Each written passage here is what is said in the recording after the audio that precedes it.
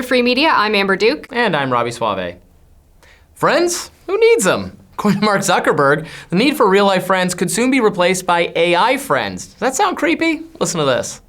There's the stat that I always think is crazy. The average American, I think it's fewer than 3 friends. 3 people that they'd consider friends. And the average person has demand for meaningfully more. I think it's like 15 friends or something, right? I guess there's probably some point where you're like, all right, I'm just too busy. I can't deal with more people. But the average person wants more connectivity, connection than they have. So, there's a lot of questions that people ask of stuff like, okay, is this going to replace kind of in-person connections or real life connections? And my default is that the answer to that is probably no. I think I think that there are all these things that are better about kind of physical connections when you can have them, but the reality is that people just don't have the connection and they feel more alone a lot of the time than they would like. So I think that a lot of these things that today there might be a little bit of a stigma around, I would guess that over time we will find the vocabulary as a society to be able to articulate why that is valuable and why the people who are doing these things are like, why they are rational for doing it and how it is adding value for their lives. I guess I have many more friends than Mark Zuckerberg. The average person has 3 friends. That seems low. That's really sad. Seems really low to me. I don't know. Maybe that's how people live. Maybe he meant like really good friends or best friends. I don't know. Either way, I still think he's a sick freak. I like Mark Zuckerberg a lot more than you do, although every time he speaks on an issue like this, there's something Soulless. Off-putting. Disturbing. Demonic.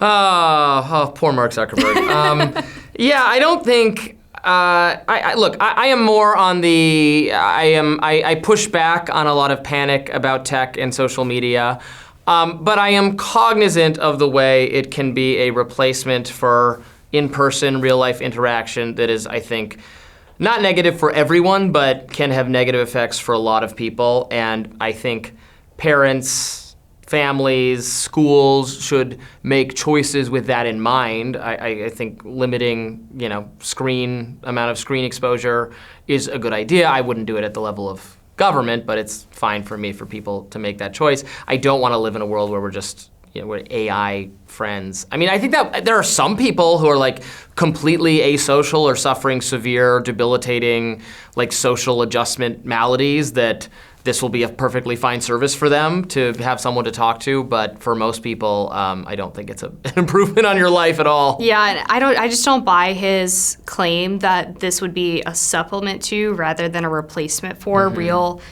in-person connectivity, because you basically are trying to get all of the benefits of a friendship without any of the work that goes into maintaining actual human relationships, which I think can be really damaging down the line for your ability to then go back into the world and socialize. And we see a lot of this in Gen Z and Gen Alpha, the people who basically grew up during COVID where everything was over Zoom meetings or over text message and social media.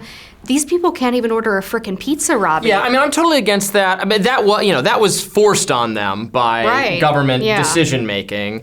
And I would always say to that, however, as bad and alienating as everything through Zoom or doom scrolling on social media during the pandemic it was bad.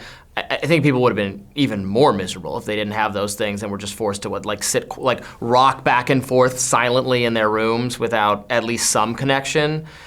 Socially, it's an inferior kind of connection, I agree, in most cases. Although I would say, when we talk about the teen mental health issues driven by social media, we're mostly talking about young girls. Video games are a form of social media that is healthy for most young males. Chat rooms, forums. I play, games online with people all over the world. I've been doing it for years, who I know somewhat well and value my interactions with them. And it's not just, looking at the kind of ephemeral, looking at quick videos. Well, it's more active too. Right. So there are ways that social media or social media adjacent things can be an active and social and participatory and enhance your relationships and serve the function that Zuckerberg intended for Facebook to serve, which is connecting you to people all around the world and people you value and having more meaningful conversations. Something has broken about that for not everyone, but for some people for sure. I definitely do see that. But it's not like all bad, but there is enough bad for us to be wary. I think he kind of mixes up the cause and effect, where he identifies correctly that people don't have enough friends or enough meaningful connections with other humans in modern society, but then kind of glosses over the fact that maybe these social media products are partly to blame for that, and then immediately jumps to social media as the solution to this problem that I feel was at least partially created by social media. So the glossing over of, okay, well, why do people have fewer friends means you're not going to find a meaningful solution to that if you don't identify the problem. Yeah.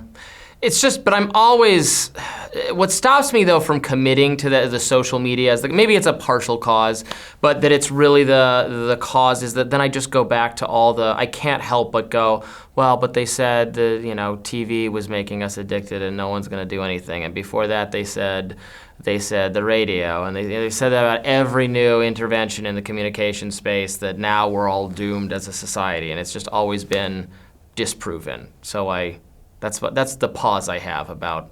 There's a trend toward blaming the newest thing for some deeper malady or unwellness that I think must resist. If there is a difference between radio and TV versus social media, it's that and social media is more interactive than I think TV. It's less because... Well, it's not less interactive than TV. Well, no, I would say because when radio and TV first were developed, it was a communal act where people would sit down to watch a show together every week. And then they would talk about the show with their families.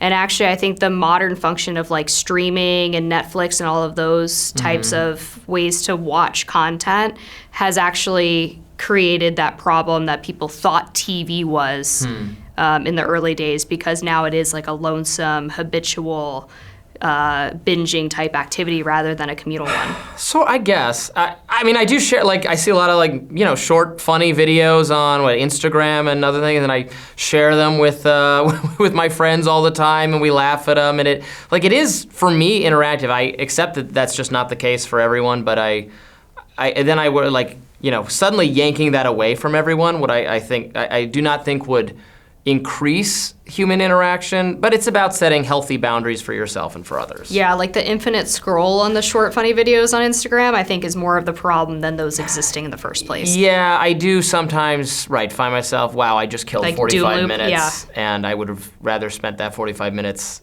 playing video games. So.